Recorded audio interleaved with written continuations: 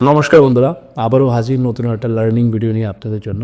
বিগত অনেক দিন ধরে আমি ভিডিও আপলোড করতে পারছিলাম না, বিকজ একটু কাজের থ্রুতে বাইরে ছিলাম, কিছু পডকাস্ট, কিছু সেশন চলছিল, এই কারণে ব্যস্ত ছিলাম, ভিডিও আপলোড করতে পারিনি আপনাদের জন্য। তাছাড়া সিবির নতুন একটা সার্কুলেশন আসে, যেখানে যারা ফিনফ্লুয়েন্সার আছে, যারা আমাদের মতো ফিনফ্লুয়েন্সার, ওদেরকে বলা হয়েছে যে লাইভ মার্কেটে কোনো কিছু আপডেট দেওয়া যাবে না। তো কী বেস্ট ওয়ে হতে পারে, কীভাবে আমি আপনাদের কাছে মার্কেটের নলেজটাকে নিয়ে আসতে পারি, তার জন্য আমি একটু সময় নিয়েছিলাম। ফাইনালি আজকের দিনে আমরা নতুন একটা সিরিজ শুরু করছি, যেখানে আমরা ওভারঅল মার্কেটে কী চলছে, নিউজ কী আছে, সেই সব বিষয় নিয়ে চর্চা করব এই সিরিজে। তো আজকের ভিডিওতে আমরা বেসিক্যালি ডিসকাস করছি যে মার্কেটের নেক্সট কী হতে চলছে, মার্কেট এখান থেকে বাউন্স ব্যাক করবে কি করবে না। কারণ বাজেট খুবই ফেভারেবল আমাদের জন্য, বিশেষ করে যারা রিটেল ট্রেডার, বাজেট ওদের জন্য এসছে। এবং এই বাজেটের জন্য স্পেসিফিক্যালি কোন সেক্টরে মোমেন্টাম আমরা দেখতে পারি, আজকের দিনে আরবিআই রেট কাট ছিল, সেটার কি ইম্প্যাক্ট হতে পারে, কোন সেক্টর থেকে আমাদের ডিস্টেন্স মেনটেন করতে হবে, সে প্রত্যেকটা বিষয় নিয়ে আমরা ডিসকাশনস করবো আজকের এই ভিডিওতে। তো সবার আগে আমরা ডিসকাস করে নিই যে বাজেট কতটা আমাদের জন্য গুরুত্বপূর্ণ। এবার দেখুন, এইবারের বাজেট আপনি যদি দেখেন, এই চ্যানেলে আমি একটা ডেডিকেটেড ভিডিও বানিয়েছিলাম আপনাদের জন্য, যে বাজেটে কোন কোন সেক্টরে আমার ফোকাস আছে। অলমোস্ট সব সেক্টর থেকেই সামহাও কিছু একটা মোমেন্টাম আমরা দেখতে পেয়েছিলাম। যে সেক্টরে মোমেন্টাম আসেনি, যেটাতে আমি সব থেকে বেশি বুলিশ ছিলাম, সেটা ছিল রেলওয়ে সেক্টর। আমার এটা প্ল্যান ছিল, বিগত কয়েক বছর ধরেই রেল সেক্টরে সেরকম কোনো ডেভেলপমেন্ট হয়নি, অনেকগুলো ইনসিডেন্টস আমরা দেখতে পেলাম। তো আমার প্ল্যান ছিল যে গভর্নমেন্ট হয়তো রেল সেক্টরটা ফোকাস করতে পারে, রেল সেক্টর হয়তো তার বাজেটটা ইনক্রিজ করতে পারে, আর রেল সেক্টরের স্টকগুলোতে ভালো মোমেন্টাম আমরা দেখতে পারি। কিন্তু আলটিমেটলি সেরকম কোনো কিছু দেখা যায়নি, গভর্নমেন্ট রেল সেক্টরকে ধরেও নেই। কিন্তু সবথেকে ইন্টারেস্টিং বিষয় যেটা ছিল, আমরা যারা মিডল ক্লাস আছি, যারা জব করছি, তাদের জন্য গভর্নমেন্ট একটা রিল্যাক্সেশন দিয়েছে। আপ টু 12 লাখ অবধি আপনাকে ট্যাক্স পে করতে হবে না, ডিফারেন্ট স্ল্যাবের মাধ্যমে 12 লাখ আপনাকে ট্যাক্স পে করতে হবে না। এবার এই নিউজটা সামহাও মার্কেটের জন্য ভালো একটা নিউজ। কারণ হচ্ছে লজিক্যালি যদি আমি বলি যে যদি আমি আপ টু 12 লাখ যদি আমাকে ট্যাক্স পে না করতে হয়, তার মানে হচ্ছে আমার হাতে কিছু একটা টাকা থেকে যাচ্ছে, আমি সেভিংস করতে পারছি। এবং যখন আপনি সেভিংস করবেন, কিছু টাকা যখন আপনার হাতে থাকবে, তখনই কিন্তু আপনি এক্সপেন্স করবেন, তখন আপনি খরচা করবেন, রাইট? যখন খরচা করি, ম্যাক্স অফ দ্য যে খরচা আমাদের আছে সেটা হচ্ছে এফএমসিজি সেক্টর, রাইট? তো আপনি দেখবেন বাজেটের দিন এফএমসিজি সেক্টর যেটা ছিল, একটা ভালো একটা মোমেন্টাম দিয়েছে। তো এফএমসিজি সেক্টর যেটা আছে, এটা ইন ফিউচার ভালো মোমেন্টাম দিতে পারে, বিশেষ করে এই বছর তো দেওয়ার চান্সেস সব থেকে বেশি। কারণ হচ্ছে at the end of the day আপনার কাছে আপনার হাতে কিছু টাকা বেঁচে যাবে। তো এক্সপেকটেশন এইটাই আছে যে এফএমসিজি সেক্টর এবং সেই প্রত্যেকটা সেক্টর যেটার মধ্যে আমরা খরচা করতে পারি, সেই সেক্টরগুলো মোমেন্টাম দেবে। বাট স্টক মার্কেট বাজেটের সাথে কোনো রিয়াকশন দেয়নি, যেটা আমরা এক্সপেক্ট করছিলাম যে স্টক মার্কেটে রেলি আসবে আফটার বাজেট, সেরকম কিছুই মার্কেটে আসেনি। তো এইটা একটা মাইনাস পয়েন্ট, যেটা টেকনিক্যালি আমি যদি বলি যে মার্কেটে যে মোমেন্টামটা আসার কথা ছিল, সেই মোমেন্টামটা মার্কেটে আমরা দেখতে পাই। সেকেন্ড হচ্ছে আজকের দিনে রেট কাট, আরবিআই তরফ থেকে রেট কাট করা হয়েছে। এবার রেট কাট বেসিক্যালি কখন করা হয়, দেখুন লাস্ট 5 ইয়ারে এই প্রথমবার রেট কাট হলো। রেট কাট তখনই করা হয় যখন আরবিআইয়ের মনে হয় যে ইনফ্লেশন আস্তে আস্তে কম হচ্ছে, এখন আমরা আবার রেট কাট করতে পারি। এবার ইনফ্লেশন রেট কাটের রিলেশনটা কোথায়, সেটা আমি একবার আপনাকে বলে দিই। দেখো, যখন রেট কাট হয় তখন বেসিক্যালি কী হয়, মানুষ লোন নিতে শুরু করে, ব্যাংক থেকে লোন নিতে শুরু করে, কারণ তখন ইএমআই কম আসে, যে রিকভারি অ্যামাউন্ট সেটা কম আসে, তখন মানুষ ব্যাংক থেকে লোন নিতে শুরু করে। যখন মানুষ ব্যাংক থেকে লোন নিতে শুরু করে, সেই যে লোন অ্যামাউন্টটা, যে অ্যামাউন্ট ওর কাছে আসে, সামহাও সেটা মার্কেটে চলে আসে, সেটা ডিফারেন্ট সেক্টরে ইনভেস্ট হয়। কারণ মানুষ যখন লোন নেয়, কোনো একটা প্রজেক্টের জন্যই নেয়, তো সামহাও সেই অ্যামাউন্টটা মার্কেটে সার্কুলেট হয়।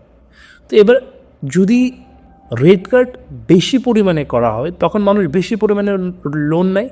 এবার এটার ইম্প্যাক্ট কী হয়, ইনফ্লেশন হাই হয়ে যায়। কারণ আপনার কাছে আমার কাছে হিউজ পরিমাণে টাকা আছে, যে প্রোডাক্টটার দাম আজকে দিনে 100 টাকা, আপনি আর আমি, কারণ আপনার কাছেও টাকা আছে, আমার কাছেও টাকা আছে, সেই প্রোডাক্টটা 100 টাকার প্রোডাক্টটাকে হয়তো আমরা 105 টাকাতে কিনতে রাজি। যখন সবাই সেরকমভাবে 105 টাকাতে 106 টাকাতে কিনতে রাজি হবে, তখনই প্রাইস বেড়ে যাবে প্রোডাক্ট। তো যখনই ইন্টারেস্ট রেটটা, আপনি যেটা আমরা আজকে দিনে রেট কাট যেটা দেখলাম, যখন রেট কাট হয় তখন কি হয়, তখন ইনফ্লেশন বাড়ার সম্ভাবনা থাকে। তো আরবিআই থেকে বলা হয়েছে যে আমরা রেট কাট করছি বিকজ আমরা দেখেছি ইনফ্লেশন অনেকটা কমেছে, ফর দ্যাট রিজন আমরা রেট কাট করছি। লাস্ট 5 ইয়ারে এই প্রথমবার রেট কাট হলো। এবার এই রেট কাটের একটা ইম্প্যাক্ট কী হতে পারে ভালোভাবে ভাবুন, যে কোম্পানিগুলা ইন্ডিয়ার বাইরে প্রোডাক্ট দিচ্ছে, ওদের জন্য বেনিফিশিয়াল হতে পারে। কারণ রেট কাট যখন হয় আমাদের রুপি ডিপ্রিশিয়েট হয়, রুপি অলরেডি ডিপ্রিশিয়েট আছে অলমোস্ট। আজকের দিনে যদি আমি কথা বলি তো আপনি যদি দেখে দেখেন rupees it's more than 86 rupees, right, 87 কাছাকাছি। তো রেট কাটের কথা যদি বলি, যখন রেট কাট হবে আমাদের রুপি ডিপ্রিশিয়েট হবে, রুপি অলরেডি ডিপ্রিশিয়েট হয়ে আছে। এবার রুপি ডিপ্রিশিয়েট হলে আমরা যদি বাইরে থেকে কোনো প্রোডাক্ট ইন্ডিয়াতে আনি, ইন্ডিয়া বেসিক্যালি আমরা ইন্ডিয়াতে ম্যাক্সিমাম কী করছি, ইম্পোর্ট করছি, এক্সপোর্ট কম করছি, ইম্পোর্ট বেশি করছি। তো আমি যদি বাইরে থেকে ইম্পোর্ট করে কিছু একটা জিনিস নিয়ে আসি, সেই প্রোডাক্টে আমাকে এখন বেশি পরিমাণে খরচা করতে হবে। এবার আজকের দিনে বাইরে থেকে ম্যাক্সিমাম যে প্রোডাক্টগুলো আসছে এর মধ্যে একটা হচ্ছে ক্রুড অয়েল। এবার ক্রুড অয়েল যখন বাইরে থেকে ইন্ডিয়াতে আসছে সামহাউ এটা রেঞ্জ বেড়ে যাবে, প্রাইস বেড়ে যাবে। যদি ক্রুড অয়েলের প্রাইস বেড়ে যায়, ক্রুড অয়েল থেকে যতগুলো বাই প্রোডাক্ট বেরোচ্ছে, যেরকম ধরুন পেইন্ট সেক্টর হতে পারে, বা ধরুন আদার সেক্টর, বা পারফিউম, বা আদার যতগুলো সেক্টর আছে, ডিফারেন্ট সেক্টর, বা ধরুন আমরা যে টেক্সটাইল, অনেকগুলো টেক্সটাইল সেখান থেকেও বের হয়, এই ডিফারেন্ট সেক্টরগুলোতে ইম্প্যাক্ট হবে যদি এই পুরোটা সিচুয়েশন দাঁড়ায়, ঠিক আছে। তাহলে এই কিছু সেক্টর থেকে, যেহেতু রেট কাট অলরেডি করা হয়ে গেছে, আমি বলবো এই কিছু সেক্টর থেকে ডিস্টেন্স মেনটেন করা আমাদের দরকার। যে এই কিছু সেক্টর যেগুলো ক্রুড অয়েলের বাই প্রোডাক্ট, এগুলো থেকে ডিস্টেন্স মেনটেন করা দরকার। হ্যাঁ, কিছু সেক্টর মোমেন্টাম আমরা দেখতে পারি, যেরকম ধরুন আইটি সেক্টর, যেটা আমরা বাইরে সেল করছি, সেই সেক্টরগুলোতে একটা ভালো মোমেন্টাম আমরা দেখতে পারি। তো চলুন এবার চার্টে ডিসকাস করছি যে নিফটি কী করছে। বেসিক্যালি সবার আগে আমরা নিফটিকে দেখে নিচ্ছি যে নিফটিতে বেসিক্যালি কী হচ্ছে। তো আলটিমেটলি প্রত্যেকটা নিউজে আমাদের জন্য ভালো নিউজ ছিল, বাট আনফর্চুনেটলি মার্কেট ভালো নিউজের সাথে রিয়্যাক্ট করেনি। এখানে যদি আমি বলি নিফটি বেসিক্যালি কী করছে, এখান থেকে একটা র্যালি বানিয়েছিল আফটার বাজেট, অ্যান্ড দেন আবার ফল করে এই জায়গায় হোল্ড করছে আজকে থেকে। তো এখান থেকে দেখুন দুটো সিচুয়েশন হতে পারে, হয়তো এখান থেকে পুল ব্যাক দিয়ে উপরে চলে যেতে পারে, বা এই লোটাকে ব্রেক করে, এই নতুন লোটাকে ব্রেক করে আরও নিচে চলে আসতে পারে, সেই সম্ভাবনাও নিফটির আছে আজকের দিনে। তো নিফটিতে আমি বলবো আপনারা কনশিয়াস থাকুন। নিফটিতে এখন অবধি ক্লিয়ার ডাইরেকশন কিছুই বেরোয়নি, যে মার্কেট কোন ডাইরেকশনে মোমেন্টাম বানাতে চাইছে সেটা এখন অবধি ক্লিয়ার হয়নি।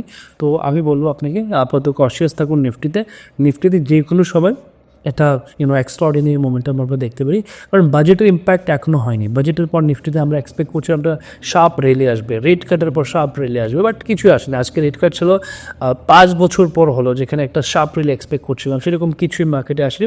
তো আমি বলবো কনশিয়াস থাকুন। হ্যাঁ, কতদিন কনশিয়াস থাকতে হবে সেটা একটা প্রশ্ন। আপনি যদি দেখেন বেসিক্যালি ফাইন্যান্সিয়াল ইয়ার যেটা, সেটা এন্ড হচ্ছে মার্চের এন্ডে, রাইট। তো অনেকগুলো সেটেলমেন্ট মার্চ অবধি হবে। অনেকগুলো লোক আজকের দিনে কী করছে, যাদের ধরুন উনি লাস্ট ইয়ার ধরুন আগস্টে বা ডিসেম্বর উনি প্রফিট বুক করেছিল, ধরুন ওনার কিছু পজিশন ছিল যেখানে উনি প্রফিট বুক করে নিল, it can be 10 lakh profit উনি বুক করলেন। দেন কিছু পজিশন ওনার আজকের দিন আছে যেগুলো লসে আছে।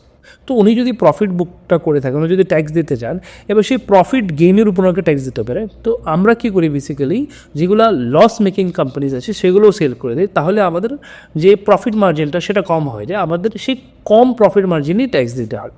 তো এতে করে কী হয়, এই যে মান্থটা এটা সেটেলমেন্ট মান্থ হতে পারে। মার্চ মান্থ যেটা আছে, ফেব্রুয়ারি অ্যান্ড মার্চ, এটা বেসিক্যালি সেটেলমেন্ট মান্থ হতে চলছে। তো আমরা একটু কনশিয়াস থাকবো। আমি এক্সপেক্ট করছি এপ্রিল থেকে আবার মার্কেটে একটা মোমেন্টাম আমরা দেখতে পারি, সেরকমভাবে আমরা মেন্টালি প্রিপেয়ার থাকবো এই মার্কেটে। সো নিফটিতে আমি যদি বলি ইমিডিয়েট আমার ভিউ হচ্ছে নিউট্রাল, আমি সেরকম কোনো ভিউ রাখছি না।